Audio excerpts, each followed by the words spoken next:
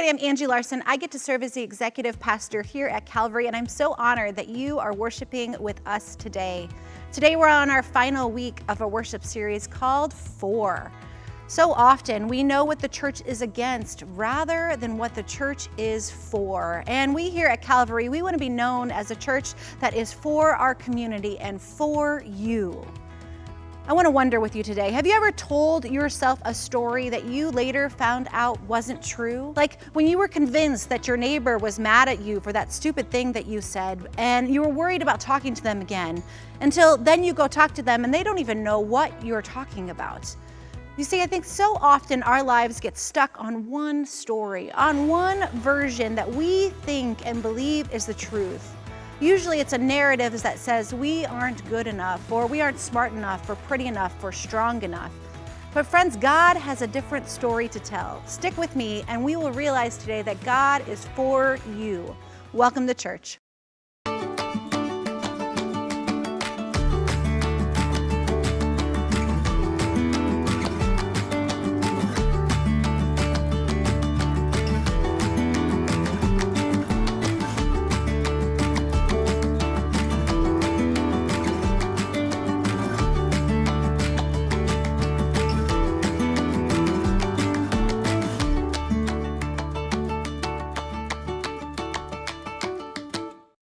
When my son Chase was a sophomore in college, he lived with this really great roommate. This roommate's name was Okso. Oak, as we called him, was an international student from the country of Myanmar, a country formerly known as Burma. And Oak, he was sweet, and he was quiet and kind, and a really good roommate and a loyal friend to Chase. And one evening, Chase gave me a call at like 11 p.m. on a Tuesday. And if you have college students or have had college students, you know that when that phone rings at 11 p.m., you quickly answer because your heart skips just a little beat. So I quick shook off the sleep and I answered the phone and I said, "Hey buddy, what's up?" And Chase says to me, he said, "Oh my gosh, Mom, I'm sorry it's so late, but I just found out right now that today is Oak's birthday.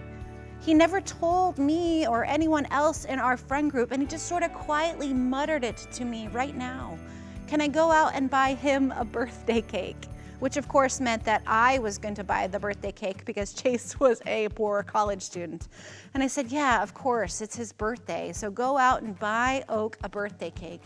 And then I hung up the phone. After we hung up the phone, I imagined Oak sitting quietly playing video games with his roommate on a Tuesday night in his dorm room at St. Ambrose University in Davenport, Iowa, half a world away from his family, half a world away from his country, and just sitting there wondering if anyone knew that it was his birthday, wondering if anyone noticed or cared, and then quietly sort of whispering to his roommate, my son Chase, at the very last hour of the day that it was his birthday, that day he had turned 20 all day long. How many of you like birthdays? If you have a birthday in August, we share a birthday month. Mine is August 5th, hint, hint to all of you. When I was a kid, my very favorite birthday party was when I was 5. I was told it was my golden birthday. I'm not sure I actually knew what that meant, but I knew that it sounded like it was incredibly special. And so for my 5th birthday, we celebrated at my Grandma Mueller's house. And I remember all of my family gathered outside on her patio. And I can picture clearly my mom walking out with my birthday cake. It was a strawberry shortcake birthday cake. Now, I'm not talking about strawberry shortcake, the flavor. I am talking about strawberry shortcake, the character.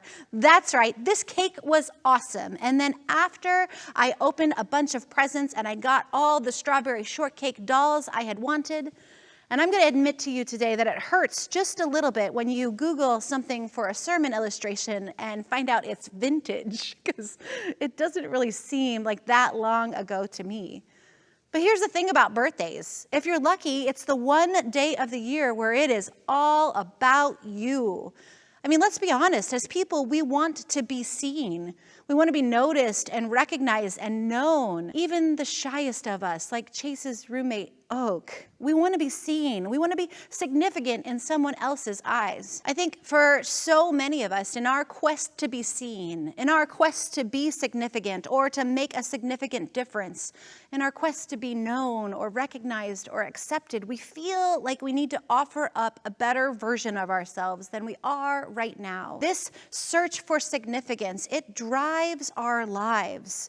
We strive to prove ourselves to others that our life has purpose and meaning, and that the world is more than happy to sell us ways to be able to do that. We get told all these lies on how to earn and how to have significance, how to have worth, and we are sold it thousands of times a day. The average person in the United States sees between 4,000 and 10,000 advertising messages per day. Can you imagine? The beauty industry is expected to make $532 billion this year. $532 billion. You see, we are sold messages all the time that says that there's something that we need in order to be more significant, in order to be a better version of ourselves.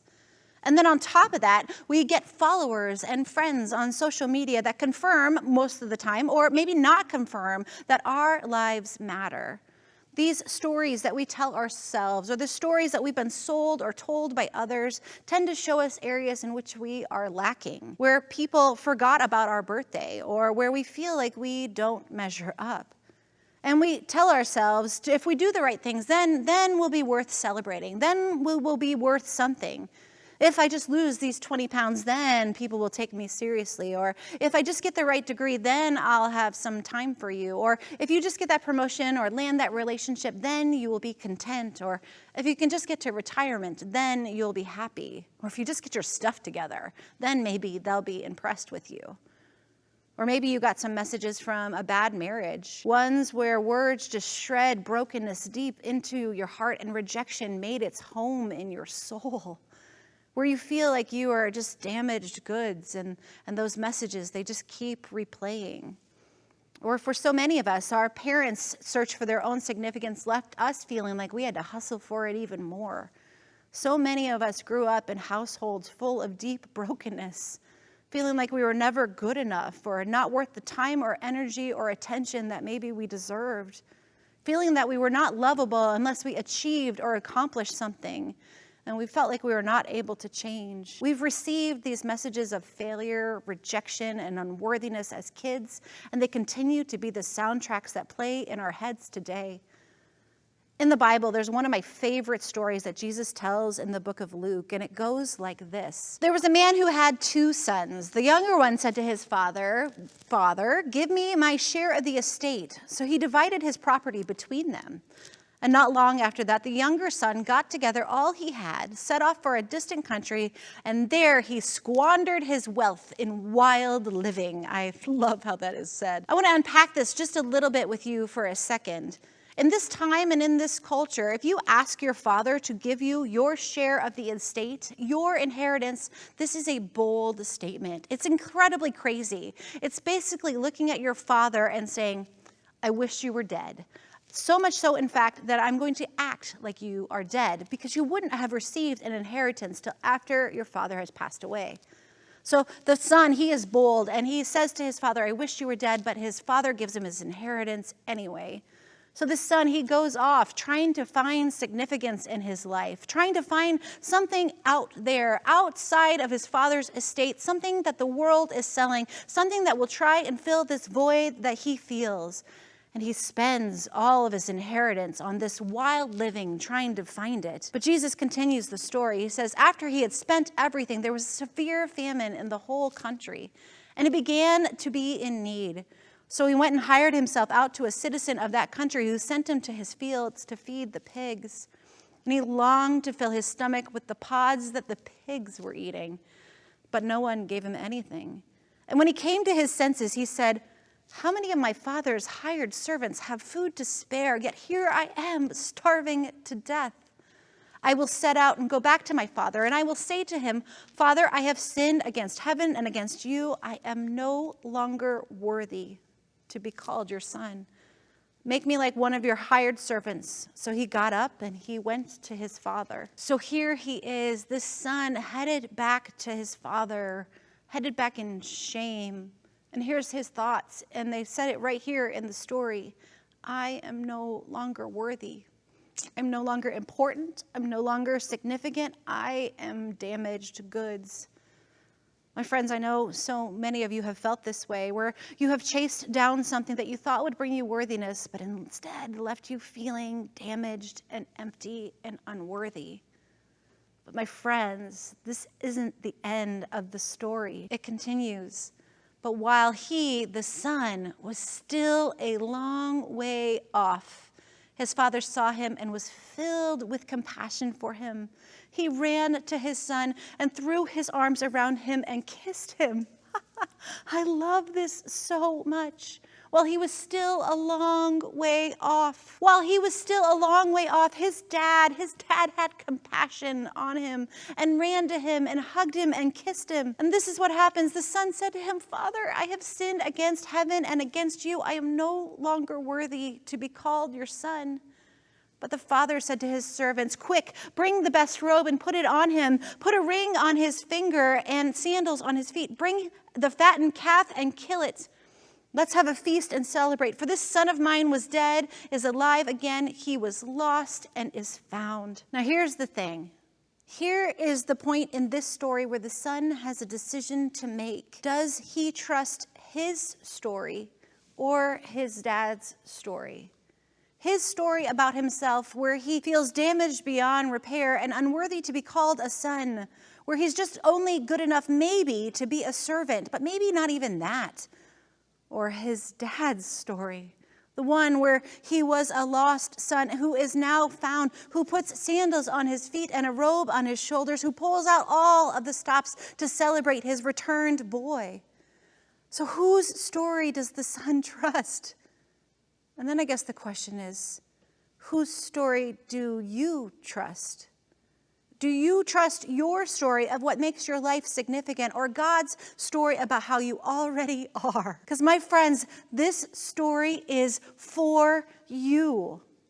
Because here's the truth. Your search for significance, your search for love, your search for self-worth, you're searching for something that you already have. God's entire story is for you. Like the son's worth comes from his dad, your worth comes solely from God, who loves you, who created you, who has compassion for you, even when you're a long way off. My friends, God is for you. Self-worth is a deep need to be loved and accepted. And friends, this is what you already are from God. In God's economy, it's never about what you bring to the table, because you have nothing to offer to God. I mean, think about it for a second. Maybe somewhere, sometime, someone told you that you need to do things for God, like go to church or give offerings or behave right in order for God to love you, in order for God to be for you. But let's just think about this for a second. God is God. I mean, God doesn't need any of that from you. God doesn't need your $20 or for you to keep your promise not to drink tonight. Your neighbor does. Your family might really need that, but God doesn't. Because in God's economy, you don't have anything to offer, because God is constantly for you. To free you from the parts of your story that are unsavory, to free you from the shame and guilt of your shortcomings and mistakes, to free you from the burdens of this life that wear you down and stress you out, to free you from the fear of death and the existential crisis that comes when we think about our mortality, to free you from worrying that you'll ever see your loved ones again after they have died. Jesus did all of this for you. And this is hard for us to believe, because we're so good at making up our own stories. So whose story are you going to trust? My son Chase wandered into the grocery store after 11 o'clock at night and went over to the bakery that was already closed for the night, but he found a simple $10 birthday cake and some candles. And he decided that it needed to say happy birthday to Oak on it. So Chase ran around this grocery store and found a manager who was willing to sneak back into the back of the room, into the closed bakery section to grab a piping bag full of icing.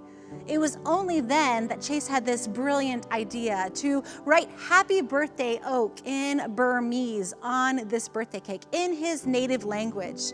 And so Chase looked it up on his phone, and according to Google Translate, it looked something like this.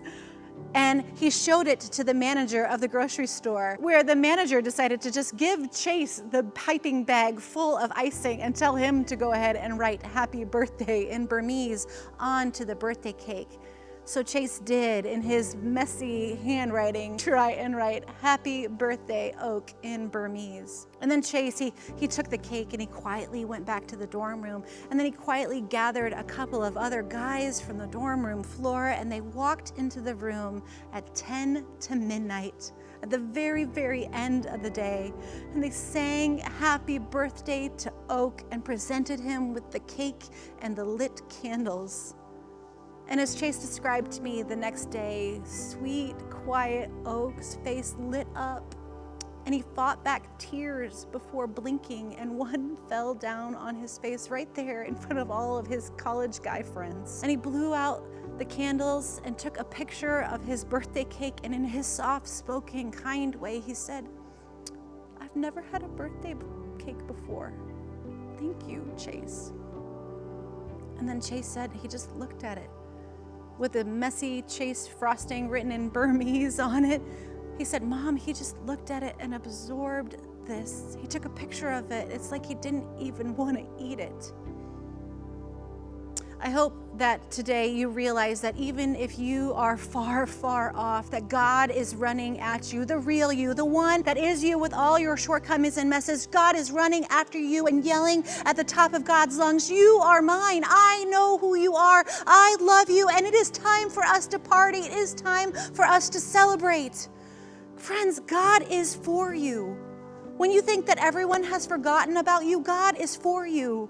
When you feel alone and insignificant and unseen, God is for you. When you feel undeserving and small, God is for you. God reminds you to trust God's story and shows up with a cake with your name on it in your own language just to celebrate you. And when you think about it, it's entirely overwhelming. And you just want to take a picture of it so that you can remember it forever. Romans 8:31 says, "What then shall we say in response to these things? If God is for us, who can be against us? He who did not spare his own son, but gave him up for us all, how will he not also, along with him, graciously give us all things?" Friends, grace is for you. Love is for you. Forgiveness is for you. Hope is for you. Salvation is for you. My friends, God is for you. Amen.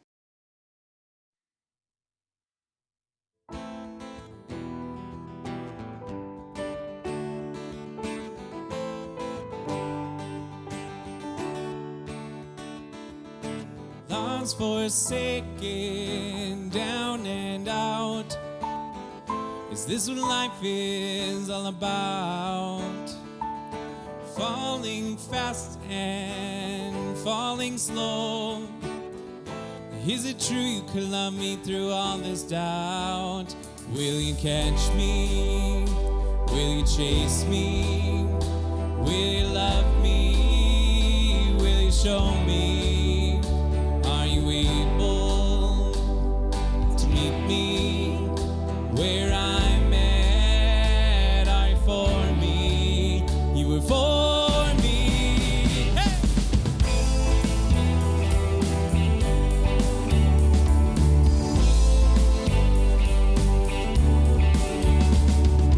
All these questions, all my scars, or did I wander so far? Then it feels so wrong. How could I want for so long? Will you catch me? Will you chase me? Will you love me? Will you show me? Are you able to meet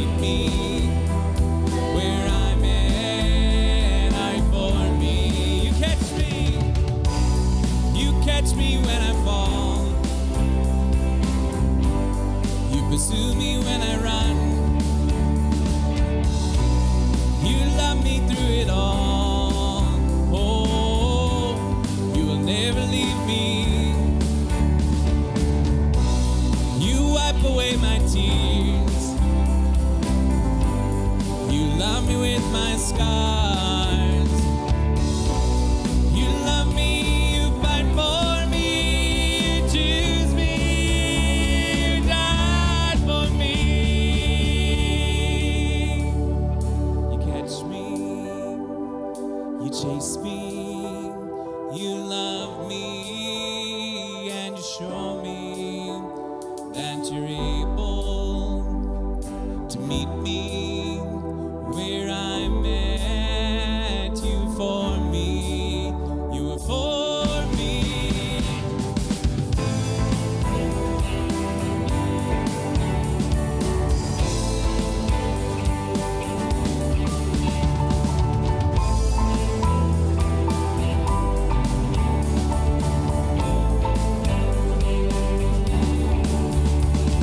You catch me, you chase me, you love me, and you show me that you're able to meet me where I'm at. You're for me, you are for me.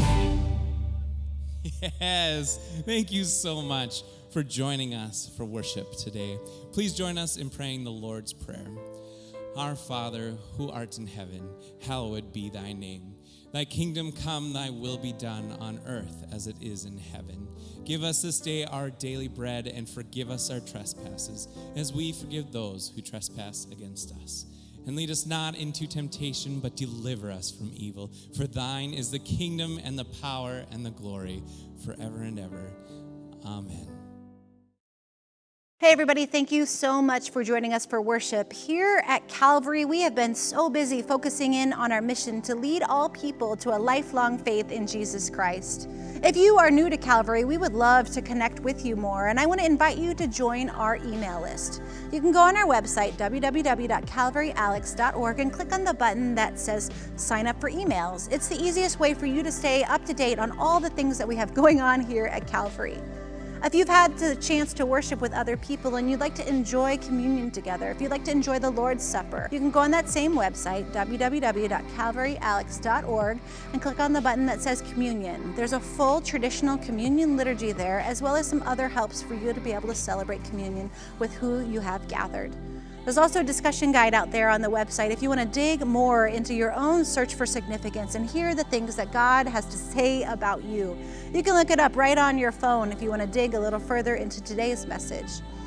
If you're somebody who is around the Alexandria area or you're going to visit Alexandria, we would love to see you for in-person worship. 8 o'clock on Sundays right here at the church, we have a traditional liturgical worship.